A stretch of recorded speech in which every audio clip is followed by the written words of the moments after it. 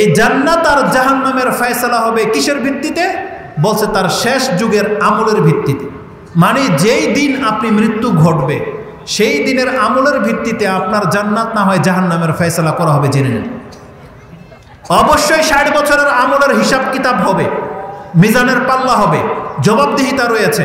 কিন্তু রাসূলুল্লাহ সাল্লাল্লাহু আলাইহি ওয়াসাল্লামের এটা একটা চূড়ান্ত ফয়সালা, জেনে নেন।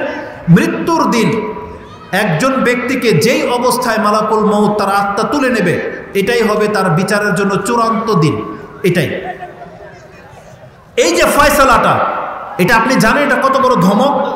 আর আপনি কি জানেন এটা আল্লাহর পক্ষ থেকে কত বড় সুসংবাদ? এটা সুসংবাদ ওই ব্যক্তিদের জন্য যারা হয়তো 50, 60, 70 বছর হয়ে গেছে ইসলামের দাওয়াত পায়নি। আপনি প্রথম যুগে ফিরে আসেন, যেই দিন রাসূলুল্লাহ সাল্লাল্লাহু আলাইহি ওয়াসাল্লাম মক্কাতে রসুল হয়ে প্রেরিত হলেন আর তাকে জানিয়ে দেওয়া হলো আপনার আল্লাহর রাসূল। সেই সময় আবু বকর রাদিয়াল্লাহু তাআলা আনহু তার বয়স ছিল 37, আর তার বাবা চুল দাড়ি সব সাদা পাকা হয়ে গিয়েছিল। বলেন তো দেখি, এই ব্যক্তি রাসূলুল্লাহ সাল্লাল্লাহু আলাইহি ওয়াসাল্লামের কাছে ইসলাম গ্রহণ করেছিলেন। আবু কুহাফা, রাসূল সাল্লাম বলেছিলেন তার চুল এবং দাড়িগুলোকে মেহেন্দি দিয়ে কালারিং করে দেওয়া হোক। তার জীবনটা আপনি নেন তো, 100 বছরের একজন ব্যক্তি, 80 বছরের একজন ব্যক্তি মরে যাবে কয়দিন পর, আর সে ইসলাম গ্রহণ করে নিচ্ছে। আল্লাহ যদি বিচারটা ওই রকমই করতো যে না, যার সারা জীবনটা পাপে কেটেছে ওকে আমি জাহান্নামে দেব, কিন্তু আল্লাহ এটা করেছেন? বলেন আল্লাহ এটা করেছেন? বনী ইসরাইলের সেই ব্যক্তির কথা শোনেননি? আন্নাহু কাতালা মিয়াতা নাফসিন, 100টা মানুষকে হত্যা করেছে, তারপরও আল্লাহ তাকে ক্ষমা করেছেন। তার তওবা করার কারণে আল্লাহ তাকে ক্ষমা করেছিলেন। আমি আপনাকে বোঝাতে চেয়েছি শেষ দিনের আমলটা কতটা গুরুত্বপূর্ণ, জীবনের শেষ বয়সটা কতটা গুরুত্বপূর্ণ। আপনি একবার খেয়াল করেন, একজন ব্যক্তি 60 বছর পাপ ছিল, 60 বছর সে মুশরিক ছিল। রাসূল ইসলামের চাচা আবু তালেব সারাটা জীবন কুফরের উপরে ছিল, কিন্তু রাসূলুল্লাহ সাল্লাল্লাহু আলাইহি ওয়াসাল্লাম তিনি একটা গোল্ডেন চান্স নেওয়ার চেষ্টা করেছিলেন। তার মৃত্যুর একেবারে পূর্ব মুহূর্তে গিয়ে তিনি বলেছিলেন, ইয়া আম্মি কুল লা ইলাহা ইল্লাল্লাহ কালিমাতান ওয়াহাজ্জু লাকা বিহা ইনদাল্লাহ। একটা বাক্যই তো চাচা, একটা বাক্য, আপনার কিচ্ছু করতে হবে না, শুধু আপনার মুখ দিয়ে শুধু একটা বাক্য খালি আপনি উচ্চারণ করেন, আপনি শুধু বলে দেন লা ইলাহা ইল্লাল্লাহ ওয়াহাজ্জু লাকা বিহা ইনদাল্লাহ, এটা আমি আল্লাহর কাছে হুজ্জত হিসেবে পেশ করে দেব। কত বড় কাজটা করেছিলেন। কিন্তু তার চাচা শেষ সময়েও এসেও তিনি লা ইলাহা ইল্লাল্লাহ বলেননি। আমি আপনাকে বোঝাতে চেয়েছি জীবনের শেষ মুহূর্তটার মূল্যটা কত। রাসূলুল্লাহ সাল্লাল্লাহু আলাইহি ওয়াসাল্লাম বলেছেন, ইন্নামাল আমালু বিল খাওয়াতিম, জান্নাত জাহান্নামের ফয়সালা করা হবে আপনার যেই দিন আত্মা নেওয়া হবে সেই দিনের উপরে ভিত্তি করে। সেই দিনকে আপনি মুসলিম ছিলেন কি মুনাফিক, সেই দিনকে আপনি নাস্তিক ছিলেন নাকি ইমানদার ছিলেন, সেই দিনকে আপনি ভালো কাজ করে করে মরে গেলেন নাকি সেই দিন আপনি কোনো একটা পাপ কাজ করে করে মরে গেলেন, এটার উপরে বিচার হবে সেই দিন। এই জন্য আমি আমাদের মুরব্বীদেরকে বলতে চাচ্ছি, জীবনের লম্বা একটা সময় পার হয়ে চলে গেছে, এখন আপনার জীবনের শেষ সময়, এখন দাড়ি গজিয়ে গেছে, সাদা হয়ে গেছে, মৃত্যুর সার্টিফিকেট প্রায় চলেই আসছে।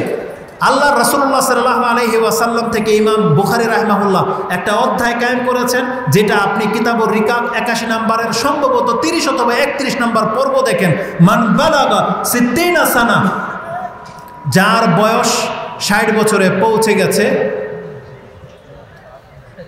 আল্লাহ সুবহানাহু ওয়া তাআলা বয়সের ক্ষেত্রে তার উযরকে পুরো করে দিয়েছেন।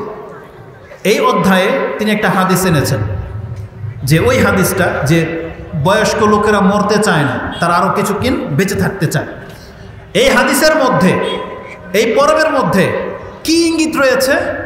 আল্লাহ যদি কোনো ব্যক্তিকে 60 বছর বাঁচিয়ে রাখে, কিয়ামতের মাঠে আপনি কি আল্লাহর কাছে এই কথা বলতে পারবেন না যে আল্লাহ তুমি যদি আমাকে আর কিছুদিন বাঁচিয়ে রাখতা, তাহলে আমি হয়তো তওবা করে তোমার কাছে ফিরে আসতাম, আমি হয়তো নামাজ ধরে নিতাম, আমি হয়তো হারাম ছেড়ে দিতাম, এটা আপনি বলতেন। কিন্তু আল্লাহ সুবহানাহু ওয়া তাআলা যাকে 60 বছর দিয়ে দিয়েছেন, আপনি কিন্তু এই কথা আল্লাহর কাছে বলতে পারবেন না যে আল্লাহ আমি পর্যাপ্ত পরিমাণে সময় পাই নাই, বরং আল্লাহ আপনাকে বলবে আমি কি তোমাকে 60 বছর দেইনি? তওবা করার জন্য কি এটা তোমার জন্য যথেষ্ট ছিল না? এই জন্য আমি আমাদের মুরব্বীদেরকে বলবো, যেটা আমাদের সময় শেষ চলে আসছে, অতএব জীবনের শেষ বয়সটাকে আপনি মূল্যায়ন করার চেষ্টা করেন, কারণ আপনাকে আমাকে কিয়ামতের মাঠে ওইভাবে উঠানো হবে যেইভাবে আপনার আমার মৃত্যু হবে। এটা ইমাম মুসলিম কোট করেছেন ঈমানের অধ্যায়, ইবআসু কুল্লু আবদিন আলা মা মাতা আলাই। একজন ব্যক্তিকে কিয়ামতের মাঠে ওই অবস্থায় তোলা হবে যেই অবস্থায় তার মৃত্যু ঘটছে। আজকে আপনার এই লেবাস দেখে যে আপনি টিভির ঘরে গিয়ে সিগারেট নিয়ে মরবেন, এটা হইতে পারে না, এটা হইতে পারে না। আমাদের মা বোনদেরকে আমরা বলবো, তারা যতটা ইসলাম সম্পর্কে উদাসীন, এটা হইতে দেওয়া যাবে না। কারণ ইসলাম অনেক দামি একটা সম্পদ, ইসলাম অনেক মূল্যবান একটা সম্পদ। এই ইসলামের মাধ্যমে আল্লাহ আমাদেরকে সম্মানিত করেছেন দুনিয়ায়। এই ইসলামের মাধ্যমে আপনাকে আমাকে আল্লাহ সুবহানাহু ওয়া তাআলা ক্ষমা করবেন এবং জান্নাত দিবেন, এর ওয়াদা করা হয়েছে। অতএব আমাদের মুসলিম ভাইদের প্রতি আমাদের এটা রিকোয়েস্ট থাকবে, আমাদের এই ধর্মটাকে খেলতামশার বস্তু আপনি বানিয়েন। এটা কোনো রকমের ব্যক্তিদের ধর্ম নয়। ইসলামের একটা বৈশিষ্ট্য হলো পৃথিবীর সমস্ত ধর্ম না হয় ব্যক্তি না হয় বস্তুকে কেন্দ্র করে, একমাত্র ইসলাম হচ্ছে স্রষ্টাকে কেন্দ্র করে। ইসলাম হচ্ছে আল্লাহর পক্ষ থেকে এসেছে, এটা কোনো ব্যক্তির বানানো ধর্ম নয়।